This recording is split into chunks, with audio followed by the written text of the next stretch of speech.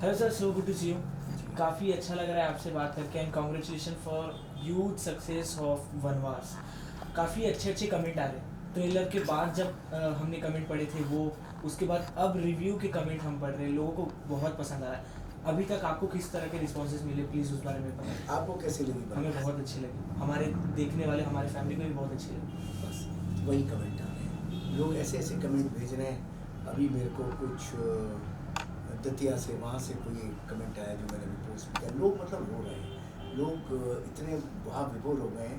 कल मैं बॉम्बे के थिएटर में गया था और मैंने कहा ऑडियंस के साथ रिएक्शन देख लूँ, जो हमने बनाया वो राइट है या रॉन्ग है, पब्लिक क्या रिएक्ट करती है। पब्लिक वैसे ही रिएक्ट करती रही और जब बाद में पब्लिक को पता लगा मैं हूँ, तो तभी वो ऐसे ऐसे लिपट गए। एक बुजुर्ग आदमी तो आया, एकदम तेज़ी से चल के एकदम सीट पे बैठा था, चौथी पाँचवीं सीट पे गई। उसने मुझे देखा और वो एकदम ऐसे जैसे लोगों को धक्का देता हुआ मेरे पास आया और आके एकदम लिपट गया, एकदम रो पड़ा। तो मतलब ये जो फिल्म है ना, लोगों के वो जो है मन को गुदगुदा रही है। कोई उनकी चीज़ है जिसको वो टच कर रही है। तो 20-22 साल में ऐसी एक पिक्चर आती है, जी। तो बहुत अच्छा रिस्पॉन्स है, बहुत पब्लिक को बहुत पसंद आ रही है और इससे मान सम्मान प्यार बहुत मिल रहा है। इतने मैसेज, इतने फ़ोन, इतने डीएम आ रहे हैं कि I am overwhelmed. I must say thanks everyone जो इस पिक्चर को पसंद कर रहे हैं, जो प्यार कर रहे हैं। बस आप लोगों से यही अनुरोध है कि थोड़ी सी ये मेरी पिक्चरों से आप एक्शन एक्सपेक्ट करते हैं, एक्शन नहीं है, पारिवारिक फिल्म है और इसीलिए थोड़ा सा जरा भर भर के परिवार को साथ लेके आओ और पिक्चर देखो। सर, एक चीज़ जानना चाहेंगे कि वनवास की शुरुआत कहाँ से हुई, क्योंकि लोगों ने ये स्टोरी काफ़ी देखी कि बच्चे का मेला में खो जाना, पर इसमें कुछ अलग देखने को मिला है, अलग प्यार देखने को मिला है, अलग चीज़ सीखने को मिली है। उस बारे में सर देखिए क्या है कि बहुत सी घटनाएं हमने जीवन में देखी हैं। बहुत सी। आज ही मैं एक घटना पढ़ रहा था, आज ही आया, आज तक के किसी चैनल पे आया कि जिसमें कि एक लड़के ने अपनी बूढ़ी माँ को बंद कर दिया बाथरूम में और भूखा मार दिया। कितनी हृदय विदारक घटना है। मतलब कैसे कैसे ऐसे कैसे लोग हैं, साले सालों को कत्ल कर दूँ, क्या करूँ समझ नहीं आता। ऐसी हमने घटना सुनी थी कि एक बार अखबार में खबर पड़ी कि एक बंदा अमेरिका से आया अपनी बीवी के साथ और उसके पिता की डेथ हो गई थी। वो घर आया, माँ को बोला माँ साथ चलो, बाप का पैतृक घर बिकवा दिया, पैसे अपने अकाउंट में ले लिए, माँ को लेके एयरपोर्ट पहुँचा और माँ को 2 मिनट बिठाया, बोले हम आते हैं। उसके बाद कभी वापस नहीं आया। तो ऐसी ऐसी हृदय विदारक घटना घट के कुंभ आ रहा है, लाखों हज़ारों कितने लोग एबेंडन हुए बनारस में। तो ये जो सारा दुख है, ये जो सारी चीज़ें मन को पीड़ा देता ही देता है।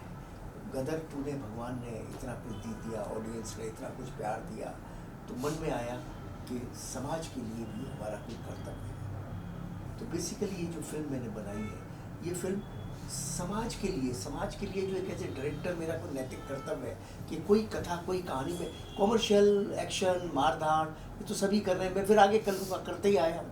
लेकिन एज ए फिल्मकार कोई मेरी जिम्मेदारी है कि नहीं सोसाइटी के लिए। तो मैंने सोचा एक ऐसी फिल्म बनाई जाए जहाँ के पिता और पुत्र के और परिवार के रिश्तों की बात करें हम लोग, और जो हर बच्चा अपने माँ बाप को प्यार करता है, आप सब भी करते हैं, ऐसा नहीं करते, लेकिन कहीं ना कहीं टेकर फॉर ग्रांटेड ले लेते हैं, कहीं ना कहीं हम भूल जाते हैं और कहीं ना कहीं हमें ऐसा लगता है कि यार ठीक है माँ बाप है यार, क्या है। और एक हर घर में बनवासी है, बैठा है बेचारा 70 साल का बाप, आपके पास समय ही नहीं है बात करने का। घर में दाखिल होते हैं, कहते हैं कैसे बाबूजी आप, उसके बाद अपने कमरे में चले जाते हैं, अपने फ़ोन, अपने लैपटॉप, अपनी दुनिया में बिज़ी हो जाते हैं। बाप आपसे बात करना चाहता है और सोचता है चले मेरा बेटा बिज़ी है, कोई नहीं कल करूँगा। वो बेचारा ऐसे तन्हाई में घुटते घुटते घुटते घुटते रह जाता है बनवासी की तरह। तो ये सब चीज़ें हमने रियल लाइफ में देखी हैं। तो इन्हीं सब चीज़ों ने हमें प्रेरणा दी इस फिल्म को बनाने की कि एक फिल्म बनाई जाए और जो थोड़ी बहुत धूल जो छट गई रिश्तों के ऊपर जो पड़ गई है, वक्त की, काम की, काज की, व्यस्तता की, वो थोड़ी सी छटे और आदमी पिता और माँ को थोड़ा सा वक्त दे, जैसे कि जब वो छोटा था उसके माता पिता ने उसे दिया। लास्ट में, इस फिल्म के लास्ट में हम लिखते हैं, आप लोगों ने फिल्म देखी हुई थे, go and hug your parents. Theatre में लोग हग कर रहे हैं एक दूसरे को, ऐसा हो रहा है।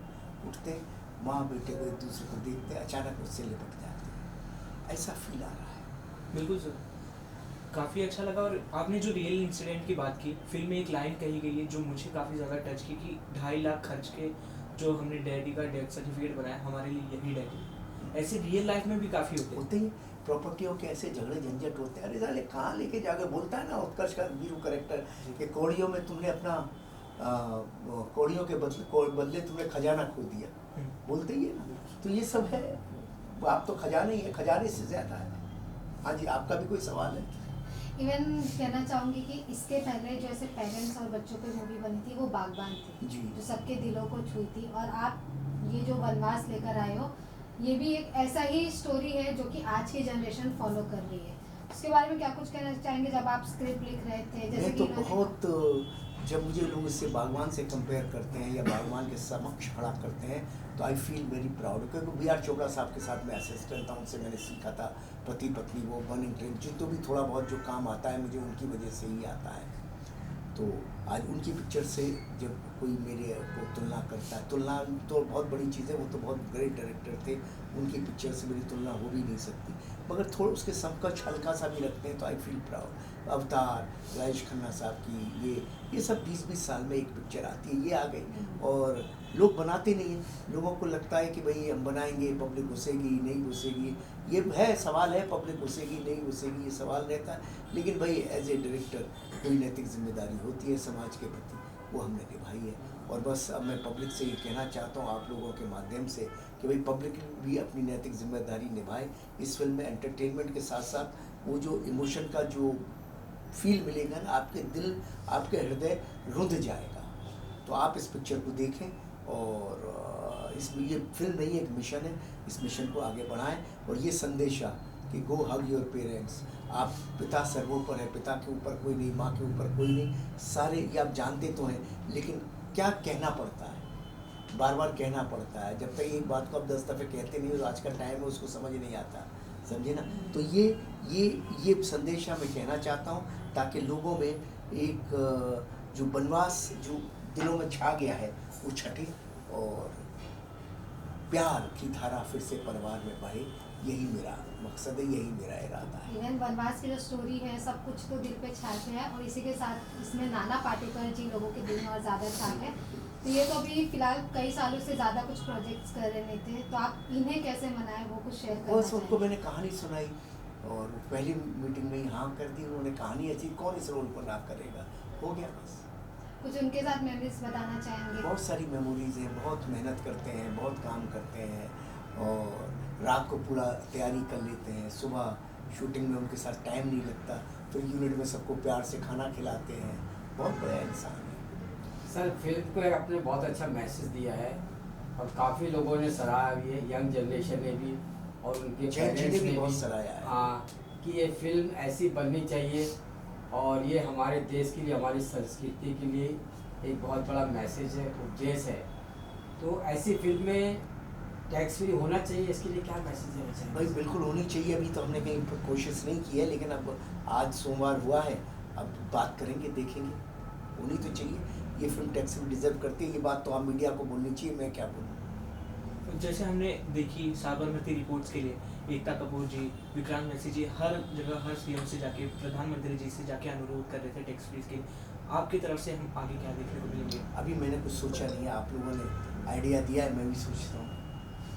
आपने इसमें जिस तरह से बच्चे और पेरेंट्स की अटूट प्यार को दर्शाया है, आपसे जानना चाहेंगे कि उत्कर्ष जी को आपने कौन सी एक सीख दी, एक कौन सी चीज़ समझाई इंडस्ट्री में आने से पहले? मैंने उससे यही समझाया कि भाई तू अपने करेक्टर पे ध्यान दे, जो वो करता ही था ब्रदर में भी किया, और कुछ मत सोच दूसरे क्या कर रहे हैं, दूसरे अपना करेक्टर निभा रहे हैं और तू अपने करेक्टर पे ध्यान दे, तू अपने करेक्टर को राइटली निभा। बस यही उसको सिखाया और यही वो अमेरिका में सीख के आया और यही वो करता है। इसी के साथ अभी वनवास तो हो गया, लेकिन आगे भी आपके कई सारे प्रोजेक्ट्स आ रहे हैं जिसका लोगों करेंगे। को बेसब्री से वो वनवास के बाद की बात हम जनवरी में करेंगे, ये साल के अंत तक वनवास। लोगों के लिए सरप्राइज कुछ हिंट देना चाहेंगे आप? अभी कुछ नहीं देंगे, आगे देंगे ना। New year wish. मैं बस अंत में आप सबको नव वर्ष की, आने वाले वर्ष की शुभकामनाएं देना चाहूँगा। 2025 आपका बहुत ही सुंदर रहे और आप लोग अपने परिवार और अपने माता पिता और अपने बच्चों के साथ ऐसे एकदम गले लगा के रहे, हक दें, बस उनको एकदम चुटा के जकड़ के रहें, इतना प्यार आप लोगों में रहे, बस यही मैं कहना चाहूँगा। Thank you so much. Thank you so much. ये तो था ना, मुझे ज़रूरत ही नहीं।